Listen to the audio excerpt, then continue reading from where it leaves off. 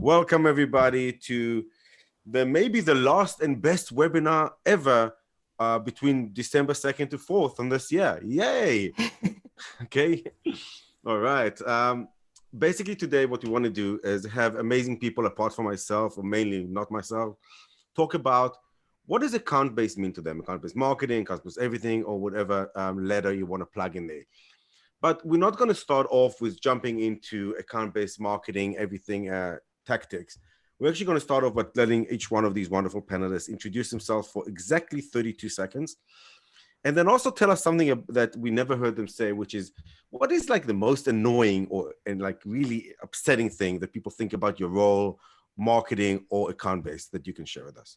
So why don't we start off, Mademoiselle, we'll start off with you. DeAnn, please go ahead. Yeah, hi everyone. I'm DeAnn Poe. I'm the VP of Marketing at Zoom Info.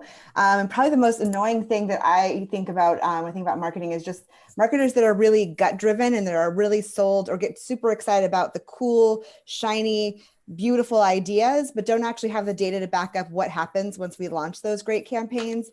That's kind of one of the most kind of frustrating things for me, is that making sure that, yes, the cool ideas are really fun, but making sure that we have the data to drive, kind of next steps or to measure the success of those campaigns. Oh man, if I had $1 for every time a founder, an executive. Oh yes, no shortage of cool ideas. Yeah, the woman on the bus or somebody like, that's a really great idea for marketing. You guys should go launch that tomorrow morning at 8 a.m. Tomorrow morning, and then yes. get results by 9 a.m. But isn't that what B2B marketing is all about? One click to go, right? Yeah. Oh, this is going to be a fun webinar. So easy. All right, Mr. Zack, you're up next. Tell us about yourself and what annoys you. Hey everyone, my name is Zack Alspaugh. I'm Director of Customer Lifecycle Marketing at Sendoso. I'd say the thing that annoys me most, and I hope we talk about it a little bit today, is the assumption that ABM will work like you read about once you turn it on. Just like everything in marketing, it requires a little bit of iteration and optimization. And too many times I've had leaders say like, well, why aren't we getting the results like other companies? And it just takes time and patience. Ah, patience. Not the silver bullet? My goodness. Yeah, patience is a virtue. I know. Well, you know what? We're going to be patient in this webinar and have a Zen minute every 5 minutes to pause. No. Tyler, why don't you tell us a little bit about yourself and what annoys you typically? Hey, thanks a lot. Great to be here with you guys. My name is Tyler Lessard. I'm VP Marketing here at Vidyard, video technology company. And the one thing that annoys me generally about marketing, and a lot of it does come through in sales as well, is the sense of desperation that everybody seems to have. It's always schedule a meeting, book a call, book a demo, let's talk. And everything tends to reek of, I just want to sell you something. And I think we need to change that, folks. So you're telling me that marketing and sales is not just about, hey, demo, buy here, like 1985 fax machine for Oracle comes in and then that's it? There's more to it? Well, we'll see. Let's talk about it through this session and we'll see where we end up at the end. I love it. I think this is going to be a little bit of a sarcastic, like a fun end of year crowd, fatigued on Zoom, but we have the energy level up, so all good. All right, so we're going to talk about this thing called account-based marketing, account-based everything, account-based X or whatever other term you want to come up with, as long as it's only 3 letters. As we know in marketing, that's our capacity, right? So tell us a little bit, what does it mean to you? What does ABM mean to you as a marketing or revenue leader? And what are you doing, a little bit, like a teeny bit about what are you doing with that in your company? Who wants to go first? Go ahead. Let's start a conversation. I'm happy to jump in. For us, it's just looking at, kind of a holistic view of the organization and being able to not target just people, but knowing those people work within, kind of a broader network and making sure that we're engaging and strategically kind of involving more people within the account. Go ahead, guys. Tyler, go ahead. Yeah, and for me, that's certainly a critical part of it is how you engage an account overall. And a big part, though, of course, as you start it, is understanding who it is that you should be focusing your energy on, both as a marketing and sales team and as a budget, and understanding who is the greatest opportunity, who has the most interest or intent or potential to convert, and focusing then your resources on those accounts to both maximize your efficiency and the chance for a good outcome. And that's a really big part of it for us right now. Love it. Zack, what has it been to you? Yeah, I couldn't agree more, Tyler. For us, it's prioritization. Like, how do we prioritize our spend and our efforts and our resources to get in front of the accounts that we know we'll hit our number and that sales is most excited about. Just everything we do is just around driving that efficiency. Love it. And we didn't plan this, but that tees up amazingly into my next question. So kudos on that, Zach. Prioritization and ICP for me are very synonymous. Okay. Mm-hmm. Ideal customer profile is something that we talk about a lot. If you read about it, if you tweet about it, and people overuse it on LinkedIn like crazy. But how are those two tied together? Why is ICP, in your view, defining and understanding your ideal customer profile, something that is preliminary to understanding what ABM approach you're going to take? Tell me a little bit about that in your company. How did you come up with your ICP? And what data actually do you use in order to understand it well? Whoever wants to jump in, go ahead. I'm happy to start with that one. For us, the ICP is really important in the sense that we work really well across the entire funnel, and we have a very broad set of different personas we can market to and sell into, but you can't do everything at once. So for us, having that agreement with sales and our marketing org, we can better prioritize and be a little more efficient and clear with our messaging to the marketplace, which is really important. The other thing too is we pay close attention to behavior in the tool and stuff to kind of inform our top of funnel stuff as well. One great example is we have 10% of our manager users make up 70% of our sending volume. So really helps us to dial in on who's most important, not just in terms of users, but also like decision makers. Let's really focus on the people we know will have that impact and see the impact from our platform. Yeah, I mean, ICP is really near and dear to my heart because we, being a data company, that's everything starts and ends with having a good target audience, right? So I think ICP, comes in a couple of places. One is, speaking to Tyler and Zach when they mentioned the prioritization of just all your marketing resources. How do we, prioritize where we're going to spend our money and our time?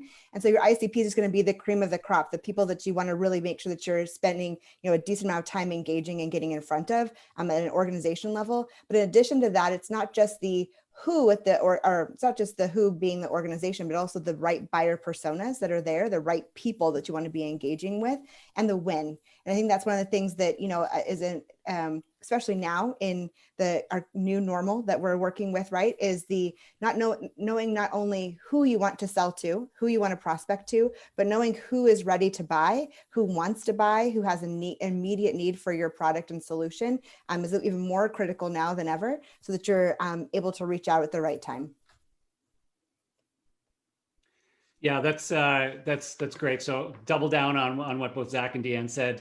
The other thing that's become interesting for us, at least as an organization, as we've been thinking a lot about prioritization for our own ABM programs, is having the capability for your ICP or your prioritized accounts to be as flexible and adaptable as possible. So I know some people can fall into the trap of saying, our ideal customer profile is financial services industry, this size, this person. And, a lot of things happen around that, and they may ignore them intentionally or unintentionally. And so sometimes you can sort of pigeonhole yourself if you are too specific about it. And one of the things we've been doing is we, of course, have our various metric or our various parameters like, industry and size and roles and so on. But we're also trying to use as much additional third-party as well as first-party data to continuously teach us and to select who those key accounts might be. And it may not always be somebody who fits in our ideal industry. In some cases, it may be an individual who is using, our free products to a certain degree, or we see a cohort of X number of people in the same company using our free product. So there's our own product data coming in. There may be intent data flowing in from third-party sources. So that's been really interesting to learn those dynamics of how you can create kind of an adaptable model for what your prioritized or ideal accounts look like. And it may evolve over time. I think kind of stemming off of that, not only looking at allowing it to be fluid and change as new data is entered into your system and you understand things a little bit better, but also looking beyond like the surface level of like for us, a lot of the most telling attributes are actually like a level down. Like the sub industry is a category for us that has a little bit more telling for us than the industry. Or not only company size, for us, it's number of salespeople. So, company size for us is a little bit less important if they have the right number of salespeople as part of their target. So being able to analyze and look at what your best customers and your best customers might be defined differently. So that could be, those are you have generated the most revenue from, or has most potential to generate revenue from, or the happiest, or whatever, however you're defining that. But being able to hone in on those really key characteristics that are the most important, and being able to kind of narrow that list even further. Yeah, I love the train of thought of flexibility and adaptability. I mean, your ICP should be a launching off point, not a final set of rules. Yeah. And it's really important to allow behavior and shifts in the market to really dictate where you're aiming, both on the sales and marketing side. When you think about that, so I love this conversation. There's a term that ICP is obviously something that is longer term. It's not in the next quarter, we're going to sell to 95% of our ICP. It's obviously something for a year, 2 years, 3 years, or down the line, more about your North Star. But today, as we know, there's a lot of changes. Agility in marketing is extremely important. So let's dive a bit about that. I think both DeAnn and Tyler talked about it, intent and others. I call it something which ages me, of course. I call it, instead of ICP, I call it CCCP, which is a very old name of and a country from ages ago, which is actually called the current coronavirus customer profile. Okay. What does that mean to you? How can you in Agile look at a subset of your ICP and understand that it's more valid now to sell to, i.e. must have versus nice to have? And how are you looking at that? Tyler, I know you started, so maybe you can add a bit more about that. Do you pivot, or do you just double click on what works? Do you use data? What are you doing around that? Yeah, no, you're absolutely right. And I'll give a very specific example from our own business in that when we, over the course of March, April, May, we, again, in tracking as much data as we could, we saw that there was a big shift in the audiences that were adopting and buying our products. So we sell to both marketing teams as a video hosting platform, and we sell to sales teams as a one-to-one video selling tool. And during March, April, May, we saw this complete flip in terms of our revenue. We used to have more come from marketing teams. And again, within about a 2 to 3 month period, we saw it flip, and it was largely sales teams that were buying our solution. And, instinctually, in hindsight, it's probably, not to be unexpected, but the data showed that very quickly. And as a result, we absolutely adapted, and it was more about reprioritization of resources, of programs to focus in on our sales audience. And again, within some specific markets that we saw were spiking, and to really double down in those and to reduce our investments in those other places. So we were able to shift fairly quickly. And thankfully, we had the infrastructure in place to say, all right, let's pivot our digital ad spend into this segment in this market. Let's pivot our outbound campaigns. Let's get our BDRs focused on people here. And as an organization, we really got behind it and adapted very, very quickly because we had the infrastructure to do that. Yeah, I think for us, we went beyond just our own customer base, but also looking at all of us, we happen to sell to sellers and marketers, right? So, and our solutions support sellers and marketers. So we want to be able to come alongside them and say, okay, here's what we're learning as we go along. We don't have the answers. Nobody has the answers. We're all figuring this out as we go. And how can we help you pivot from, in-person events? Now, how can we apply that to the virtual space? And how can we take what was working before and apply it over here? How can we help you to carve out your target, your TAM or your ICP now in this new space? How can we help you identify opportunities that maybe didn't exist for you before, or surface those that are still in play, so that you can kind of allocate your resources accordingly? We had a lot of customers that were able to do some really quick pivots and, kind of target a whole new market based on just being able to just see where the opportunity lies, see where their solution was able to line up with a need that existed in the marketplace. And we were able to then redefine who they were going after.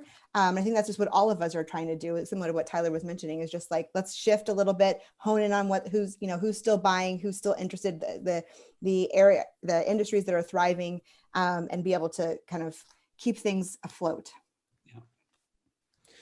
For us, we saw a ton of new interest across different departments within companies, teams, CSMs, HR and other teams that are trying to keep that person-to-person engagement and interaction without in-person events being available. What we were very cautious of is making sure that we had proof of concept before we folded them into our main ICP and took away resources from companies and target accounts that we knew would work.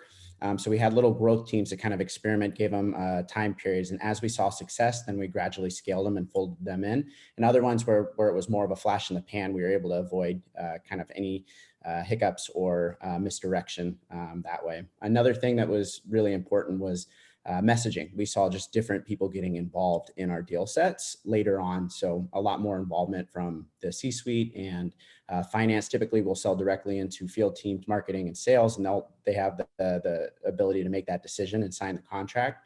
But with a lot of uncertainty, other parties were getting involved. So we also had to tailor our messaging, and we couldn't just use shorthand and marketing terms, and really kind of over explain and provide that value elsewhere as well. And so that was a big shift in our strategy the last 6-8 months.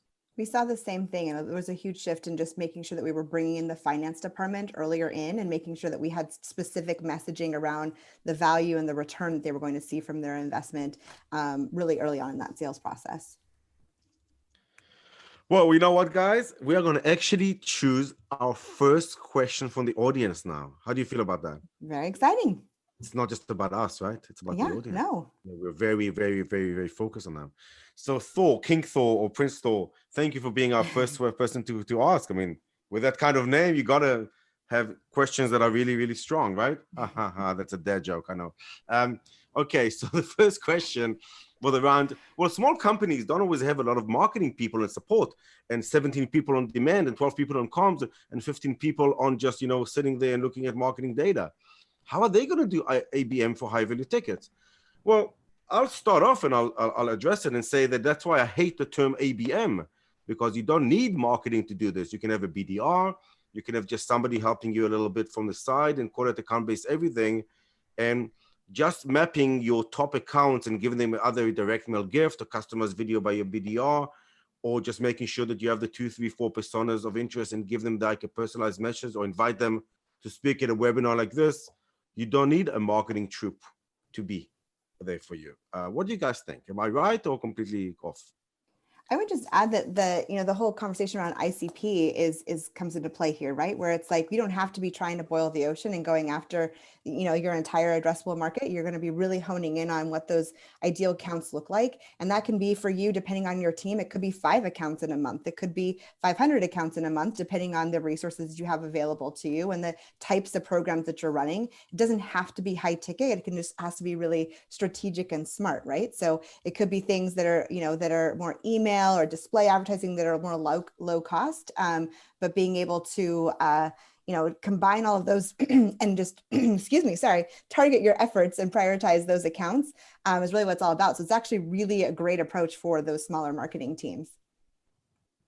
Yeah, and I would sort of expand and double down on that, which is the other thing to be mindful of is you don't need a ton of technology to do what we're talking about here, right? Yeah. Again, you sort of mentioned it earlier as one of the, the pain points of people think that the technology is just flick the switch, you deploy ABM and it starts working. And the reality is, you can do account-based marketing and selling without any new technology in place, by just adapting to a more rigorous approach and saying, it's partly a mindset, frankly, to say we are going to focus on, as a marketing and sales team, going after this set of key accounts, as opposed to the marketing team saying, I'm 100% focused on lead generation, right? So first, it's a mindset shift, no matter how big your team is or small.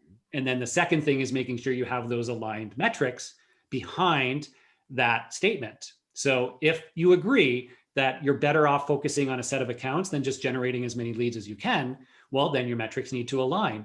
And there was actually a question asked about this of then, now how do you adapt the joint metrics to say, are we engaging those accounts? Are we progressing opportunities within those accounts?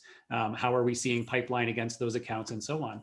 And so I think, again, those are all things that you can do no matter how small or big your team is. And it's more about the disciplined mindset and focused execution, as opposed to needing a lot of people or needing a lot of technology. So you're saying, Tyler, stop the press, by the way. We have an amazing comment by Tyler here. It's not just ICP first and then implement 20 ABM tools and then run it. You can actually start by just understanding the approach of sales, marketing, customer success alignment, understand what you're trying to do, engaging accounts, and then as you scale, like add stuff. Is that possible? Well, I mean, you obviously need Zoom Info and Sendoso. Oh, who But, goes on? you know, And like, maybe you need to be able Vidyard. And Vidyard, yeah. You need And to be able to RingLead. get the data, and then you need to be able to send them physical gifts. But otherwise, you know, I don't think. Without that, it never works. But in all seriousness, I think the starting point often, even for small teams, is very genuinely, I think, very much focusing on the data, the account mapping, you know, making sure you can find the people that you're looking for in those different accounts, because then you can do the grunt work of saying, okay, I've got a BDR, they're going to go into it. I'm going to run some specific campaigns into that account. We're going to run a customized webinar just for them, right? You can start to do those tactics. So start with the data, no matter how small you are. And then from there, think about the engagement tactics and evolve those as you go with things like video or direct mail or others. Those are things you can add on once you know who you're really focused on. Yeah, and I think you also brought up a good point, Tyler, which is for small teams to understand whether or not, you know, what services the business the best. Like, is it doing this broad-based lead gen because you're trying to bring in as many leads as possible and you are set up and designed to do so? Probably not if you're a small organization, but that's one approach. And then the other approach is ABM then going to be the most impactful to, you know, generating the right amount of revenue and making those decisions, and then getting everybody rallied around, okay, this is why we're doing this. We're agreed this is the best approach, and this is what this looks like, and getting everybody bought in the process. Yeah, DeAnn, you said it really, really well. The beauty and the scary thing about ABM is it's really customizable, and it's going to fit your given strategies. So in order to roll out an effective ABM plan, you have to first understand how it's going to work best for you and what it looks like within your own company. I think a common pitfall is seeing how other companies are doing it, or hearing, you know, reading a lot of thought leadership and then trying to check box other strategies. Yeah. You really need to customize it to what's going to work best for you and your business. Well, that's right. And that leads us to, I think, to the two questions. One, shout out for Craig and John about that, which is, it's a lot about measuring it. Like, you have to, as Tyler, I think you started alluding to, it's a mindset shift to understand what is the definition of success. It's not about 1,000 leads with a low percentage of conversion. It's about an account set under ICP, and how do you drive engagement to them, and leading indicators show engagement, lagging indicators show success of win rates, and so forth. Why don't you tell us a little bit about that, and then we'll start talking a little bit about more approaches to ABM before we go into the tactics. Yeah, I can start in our business. It all, of course, boils back down to revenue and pipeline, but the leading indicators, as you noted, need to change when you start rolling out programs like this to say, are the tactics working on that path to pipeline? And we break it into a couple of different buckets depending on whether the accounts are in what we call kind of our tier 1, or let's just call it top 100 for sake of argument. And then there's a broader set of accounts that we go after. And for those top 100s or top 50 or top 10, we focus on very tactical metrics and touch points, meetings booked, right? Like right down to that very granular level of those accounts. How many have our sales team booked new meetings with to progress the opportunity? We look at, again, stage progression in the CR, you know, we report it out of our CRM to know, again, how many of those accounts have moved from one stage to the next in a given time period. And then that starts to give an indication of velocity and impact within those specific accounts. So that gets super tactical, because when you've got a smaller list, right, it's like everyone matters, and you're kind of obsessing over those little nuances. For the broader list, it tends to be a little bit more of a macro level set of leading indicators that we're looking at. So in those cases, again, we're looking at leads generated from within those accounts. So we can track of those accounts, how many converted into an MQL based on our definition, as well as, again, meetings booked and resulting pipeline. But that tends to happen at a bit more of an automated level. So that's how we think about it. What about you guys? I would just add to that, in terms of some other leading indicators for us is, so engagement at the account, whether or not that's an MQL or not, but just number of contacts that are engaging with these campaigns, and also account penetration. So we kind of try to create a scope of, you know, how many people, how many target buyers do we have within that organization, and how many of those have we been able to engage in a certain period of time. Can you tell us a bit about the buying group? Zack, before we go to you, just let's finish that point. Personas, of course, it's not just lead comes in, opportunity. It's not the old inbound model that is for SMB or product led. For target outbound / account base, I'm assuming you each use a few personas. Do you guys also aggregate them by buyer persona, DM, user persona, influencer persona? So you're mapping the entire buying group? Is that what all of you do? For the most part, we're looking at the buyers, and everybody else is kind of grouped for us into individual contributors or managers to individual contributors. But the buyers for us, we've done a lot of analysis, and it's ongoing in terms of who are the decision makers that are on our close won deals, and being able to kind of bucket the categories of titles that most often in that process. Yeah, so that kind of so we often shift to our key buyer personas are at any given moment in time, but we have about 5 that we're going after most often within an account. Thank you. Zach, off to you. Go ahead. Yeah, I'll stick with the current thread. For us, our buying profiles, we look at kind of 3 levels. One is like that internal champion, the person that's really going to be driving that conversation and really getting them early on and engaged and excited. But additionally, there's going to be a level of like what we call contract signers, the people who will like give off that final approval, and they have to be bought in and engaged as early as possible as well. And then we also consider, because there is some variance depending on who's signing the deal, the end users as well, and making sure that we get some groundswell there. Mm-hmm. Often it'll come in through like a marketing team, but it's going to be implemented and used by sales. So we want to make sure they're excited and bought in early on too, not just to help the deal cycle, but once we onboard and everything else, we want to see quick time to value with those teams as well. Excellent. There's another amazing question from John. John, tactical questions are amazing because they help us get into examples and things that have worked or not worked. So I love that. The question is about, is ABM just putting email nurtures in place? Well, and just making people download assets? Not really. I mean, email is a strong tactic, guys. And, orchestrating the right content in front of the right person by their stage, intent, and where they are in the journey is a big part of ABM. So email is used well. Do you guys want to comment on that and how you leverage email, or what works, what doesn't work? Sure, I'll start. I made the really like gross face when I heard. Yeah, then now you have to address it. Just expanding email. Sorry about that, guys. So I think the really strong ABM programs and what we're really trying to get to is all about a portfolio and a diversity in how you are engaging a variety of people within these accounts through a variety of channels. And mm-hmm. Again, that often sounds intimidating for a lot of people just getting started. And you can pick one or the other. You could say, I'm going to start with one persona on multiple channels, or multiple people in the same company through one channel. But ultimately, you have to evolve to think like that. And as an example, we'll get into more tactics in a minute, but in our own programs, we are absolutely doing sort of customized email nurtures into individuals at those accounts. We're also doing direct mail sends that can be auto-triggered or manually sent by a sales rep at a specific moment. We're sending custom videos into individuals in those accounts. We are doing account-based advertising through different social platforms. And that's part of how we reach a lot more people within an account, because the problem with just email nurtures is then it's also only people that you know about, that you have mm-hmm. in your database who have opted in. Opted in is very important, folks, to receive email communications from you.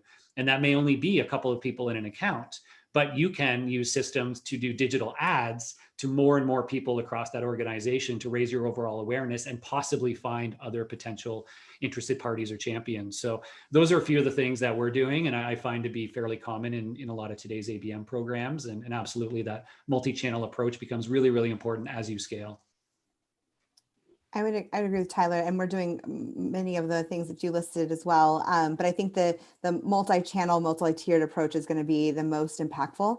The one thing that we have done more recently, that I think has been really helpful for us is account-specific webinars. So where we have enterprise level accounts where we're able to engage with either even if they're existing business, being able to get in front of their users to increase adoption or to potentially introduce new features and functions has been really, really impactful. But even also on the new business side, being able to get a group of users together to show them the value of the product in one kind of conversation has been really, really helpful as well. When we talk, we do a lot of the same stuff as well. But when you talk multi-tier and multi-channel, it could feel very overwhelming if you're starting from point zero. So one thing I love to recommend and has worked really well in driving alignment and buy-in with the field teams is map out their stages, those deal cycles, and figure out where their biggest points of friction are, and then build a couple of plays that start there, hone in on what they need the most help with, and then expand outward. Don't try and launch everything at once. Get that buy-in early, and then the rest will come naturally. Mm-hmm. I love that term you used there, Zach, which is plays. And I think it actually helps a lot of people pull together some like cross-functional ABM activities that don't feel like you're trying to boil the ocean and build this big automated beast.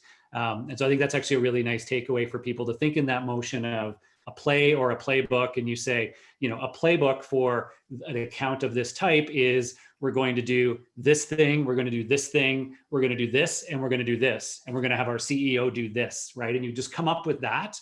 Many of them can be things that are individual sort of actions that are done, not necessarily all automated, but it becomes something you can then apply to different accounts.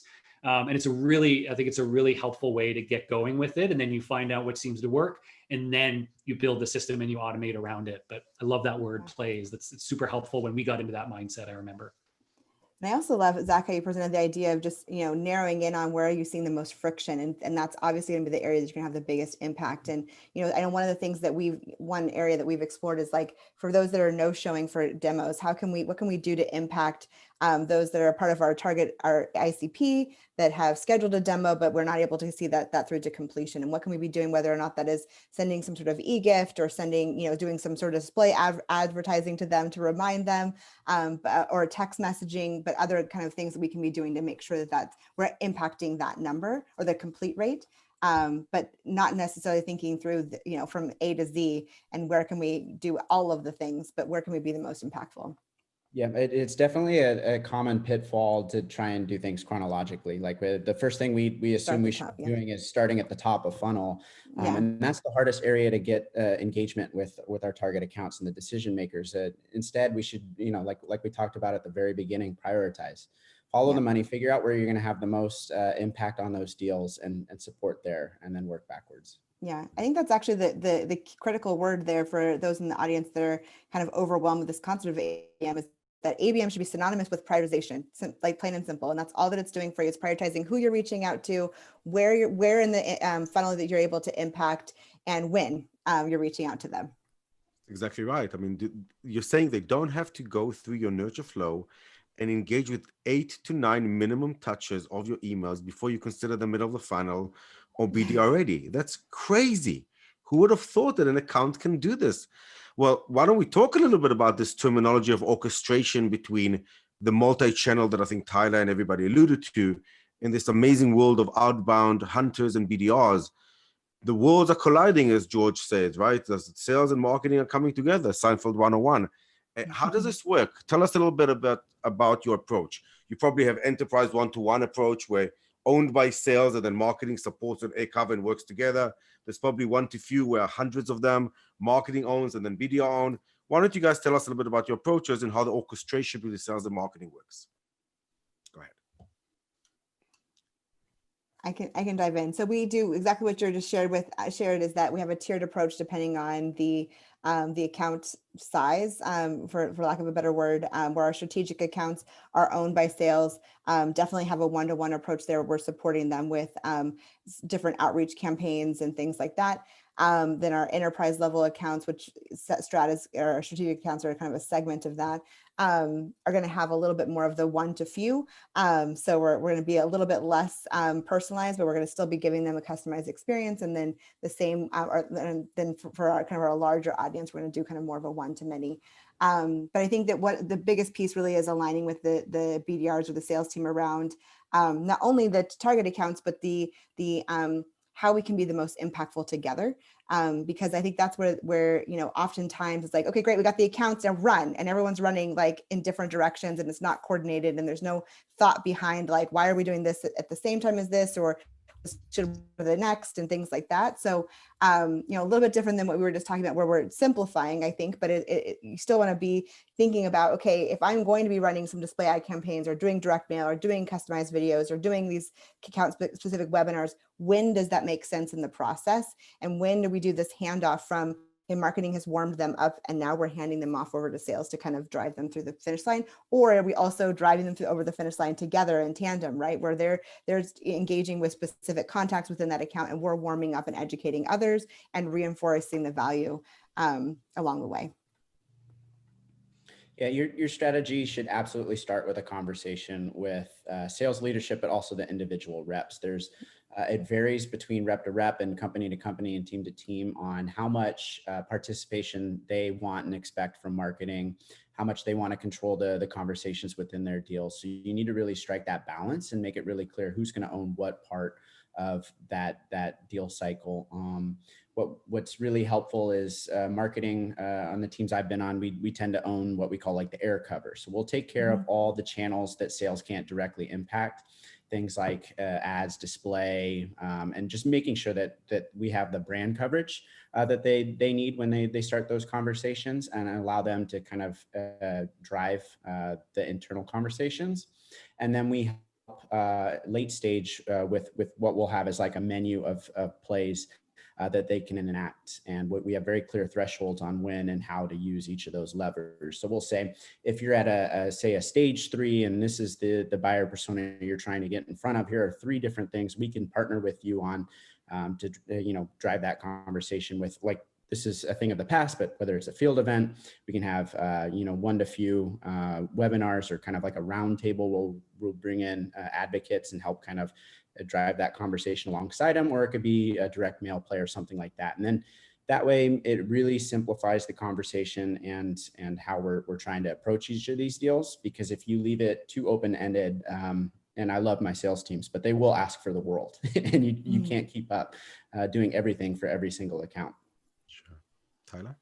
Yeah. One of the other things that we learned, and again, we're thinking about a lot of the same things, is the orchestration is super challenging, right? To actually execute. Like, it's easy to talk about and say, yeah, marketing and sales get together, we agree on who does what and when, and then it all just magically happens. And it's really hard to actually implement that in a way that is reliable and consistent. It doesn't always need to be, right? Like, sometimes you're going to risk over communication or under communication. You just got to try to, frankly, do your best with what you have. A couple of things that we did to try to help make sure that was as smooth as possible. First, we did end up implementing technology to help. We ended up deploying Engagio, which is now part of Demand-Based, as a core engine for orchestration and reporting on the programs. And that's still fairly early for us, so I'm excited at the prospects of what that will do.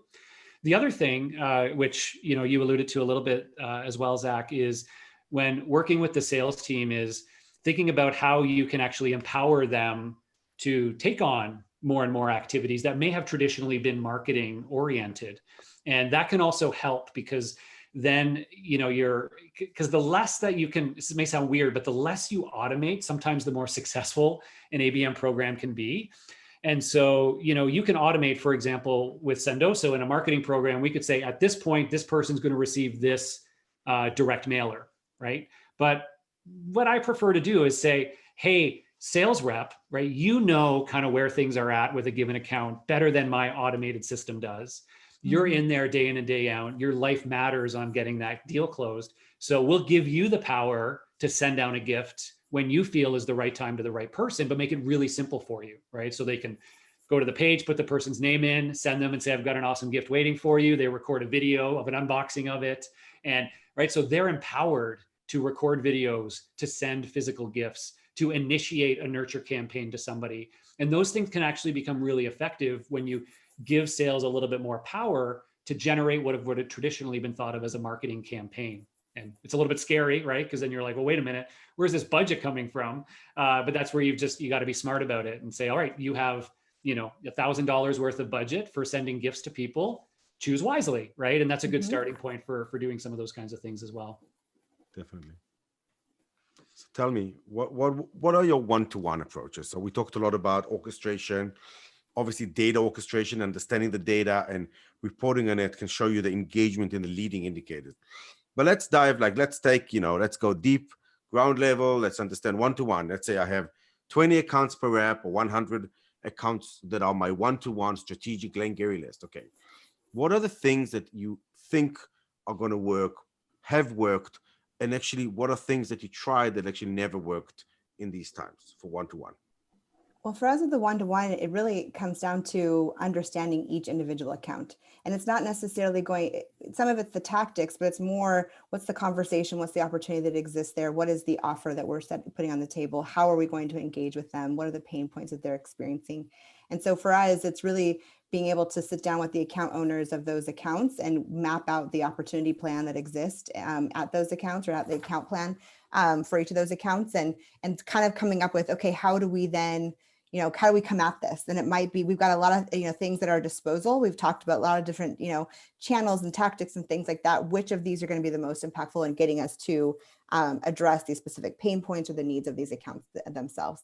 So it becomes less about the tactics and more about just how we're choosing to engage, what we're choosing to engage them with, and what the opportunity that exists in the account itself. For one-to-ones in the past, we've done it volume based. So each rep gets X amount of accounts where we'll really over resource. And we've recently shifted instead of number based to behavior based. So we have our agreed upon ICP and our target account list. And then as accounts are showing intent and behavior and really raising their hands, we prioritize our personalization for them instead. And what it's done is saved us the heartache of pouring a ton of resources and plays and projects into a given account that just simply isn't ready to buy, right? Mm-hmm. We're able to kind of dedicate our efforts to companies we really feel confident that we have a shot with. And it's great for both sides of the fence. The other thing I'd love to call out too with one-to-one is the big pitfall is personalization and the assumption that you really need to personalize. And when talking about that, there's a big difference between personalization and customization as well too, right? So not everything needs to be personalized, and then you really need to take stock on how much lift that level of personalization is, because you can definitely get away with just using standard marketing at the right time rather than throwing their logo on things or really building custom items.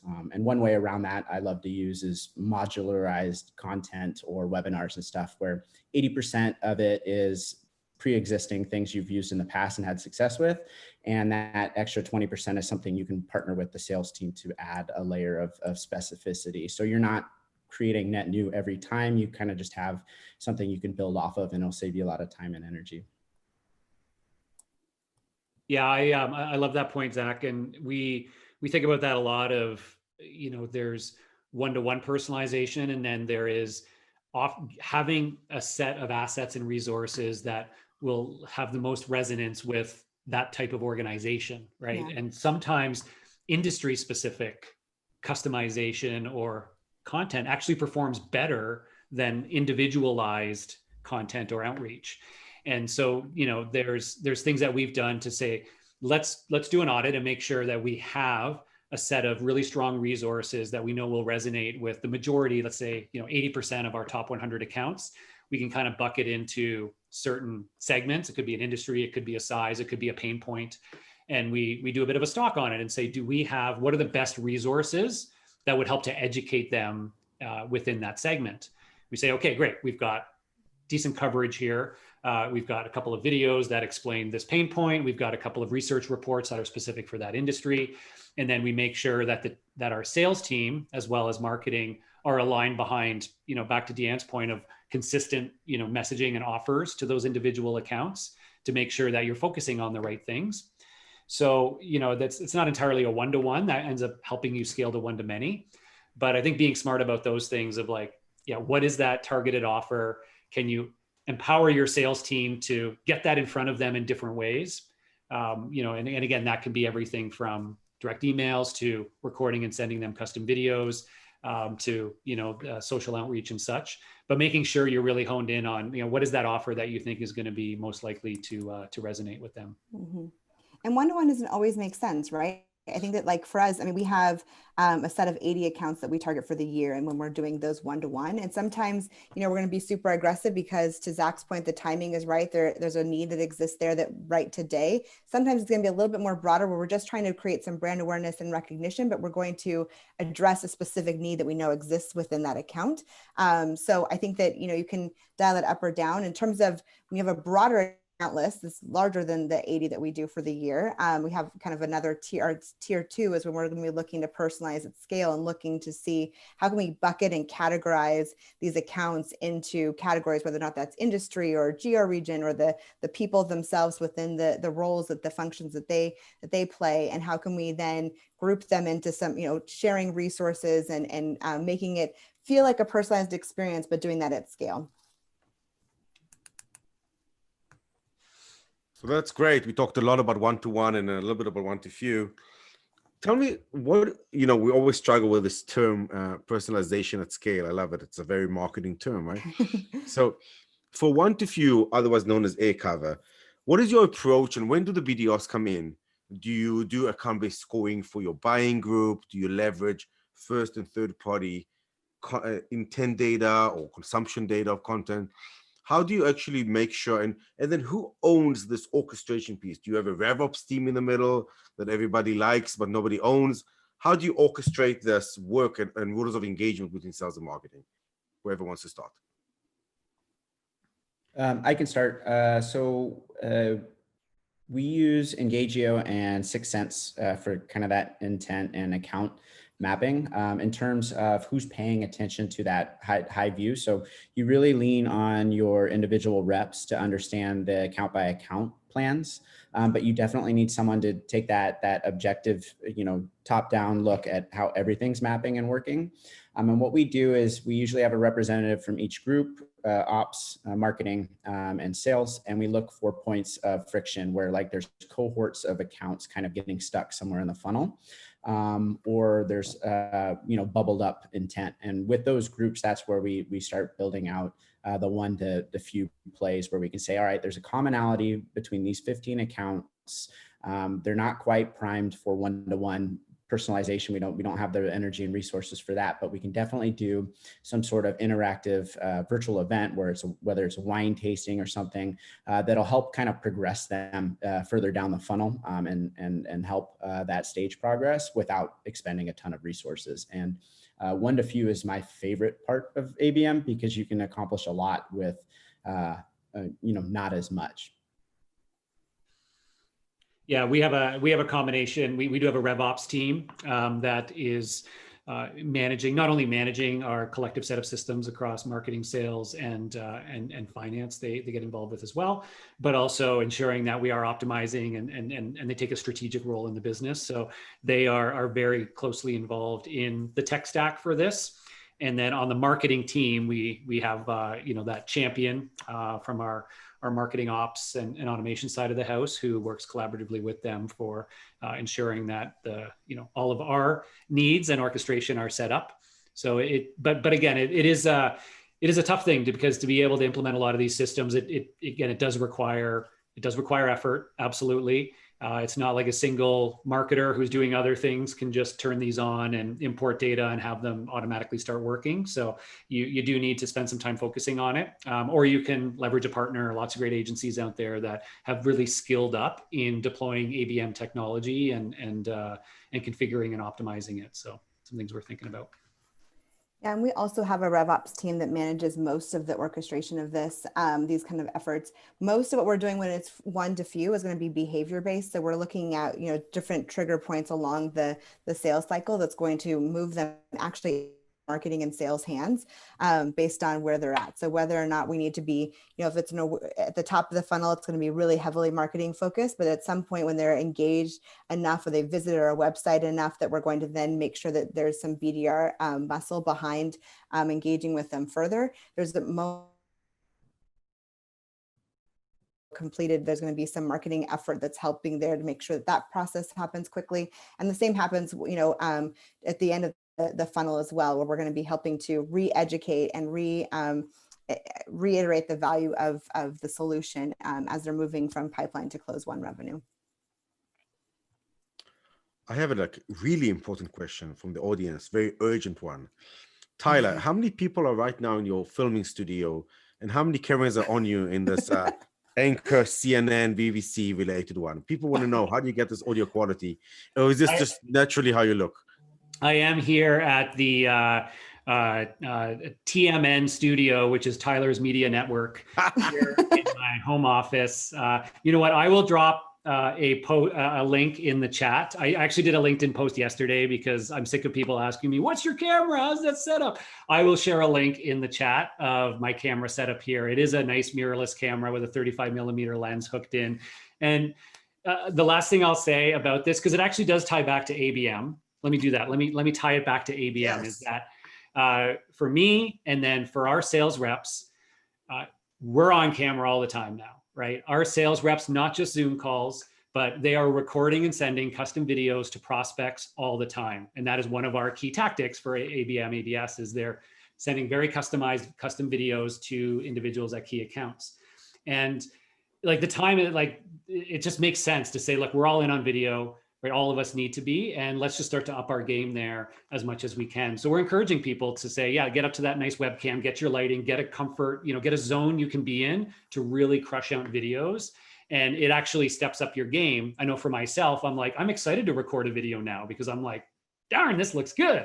And again, I find it time and time again with sales reps who are doing outreach where it's like, it's such a difference when they move from sitting on a couch in their living room with who knows what beside them to like, hey, I've got a setup. I got a proper ring light. I got a nice microphone. I've got a decent camera. I actually feel excited to make videos for my prospects, and it shows when they're creating the content. So anyway, check the chat.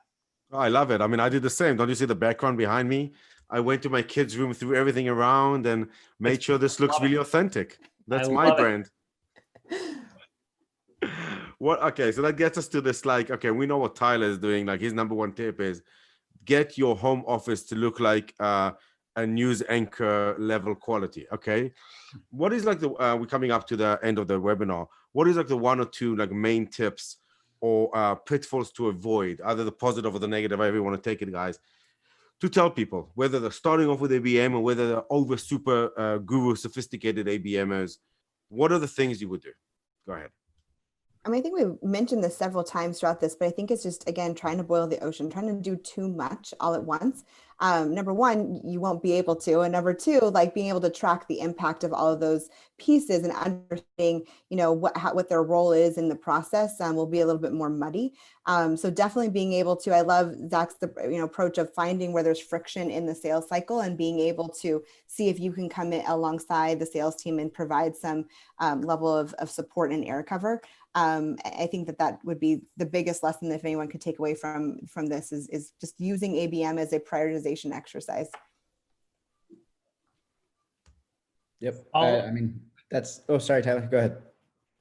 I was going to say that I'll add one of the other things I mentioned here was think about how to empower your sellers to be more effective. So if you're a marketer here on the line, help your salespeople become more effective, help them get tools where they can be more memorable in their outreach. They can use things like video, direct mail. They can access data from systems like ZoomInfo themselves and become more an integrated and strategic part of the process, as opposed to just that annoying sales rep who sends crappy email after crappy email. For me, yes, absolutely prioritization. But I think another thing that's absolutely fundamental to ABM success is communication, right? And it's not just around the ICP and alignment with your field team, but also setting the right expectations. It's not going to happen right away. It's going to take many iterations and time to kind of evolve to a really mature strategy. So just be really communicate what to expect in the first 6 months, first year of this program, and what it's going to look like and what results you're tracking, and give yourself the time and room to really grow into what it can be. If you don't communicate expectations early enough, it gets really difficult to match other people's expectations. Oh, love it. I learned a lot. Well, all I have to say is prioritization key, engagement key, focusing on the right people, amazing. Focus on the ICP and understand how to make it relevant for now, amazing. Well, I've got to say, RingLead, thank you for bringing us together. You can find more of these conversations on ringlead.com/talkdata to me. Thank you, marketing gurus, revenue generators, and amazing thought leaders with some great cameras, some less good, but we all learn how to look pretty on camera today, right? Thanks, Tyler, for that. Thank you for RingLead for hosting us, and this will be posted. I wish you all happy holidays and amazing ABMing. Thanks, everyone. Cheers, guys.